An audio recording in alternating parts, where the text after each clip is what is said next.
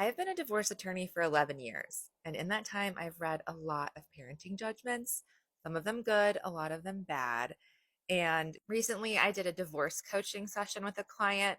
I'm not her lawyer. She actually is in another state than where I practice, and she likes her lawyer, but the parenting judgment that this lawyer had drafted was really bare bones. And this particular client had found me on Instagram, and she had seen that I'm often posting videos of specific language that you can use in your parenting judgments and ideas you can incorporate to make it better, to make it stronger, to make it more adaptable, to make it more customized to what you need.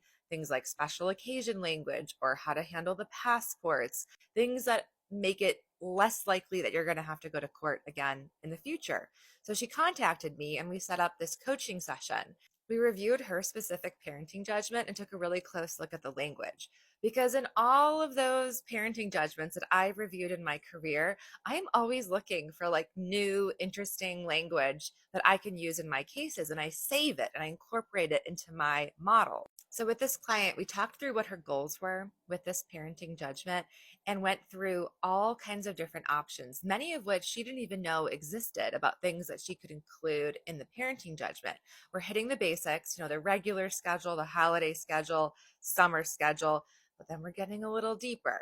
We're going into the nuances of winter break, the nuances of picking the vacation time in summer camp, right of first refusal, alcohol provisions, provisions for electronic parenting time, but how do you handle significant others? And for decision making, like how you make big decisions for the kids about their health and education, their extracurriculars and religion, there's so much that you can add to your judgment to break down those decisions.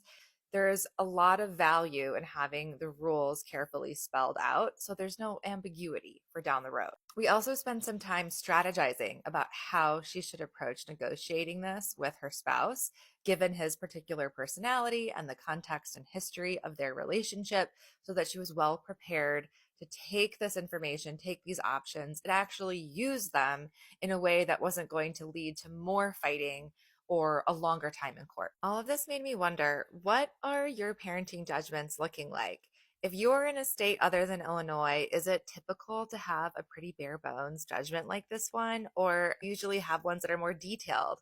And do you think it would be helpful to have a coaching session with someone to walk you through what your options are, give you some specific language to consider, and to strategize about how to approach these negotiations in your divorce? Let me know in the comments. I'd love to know.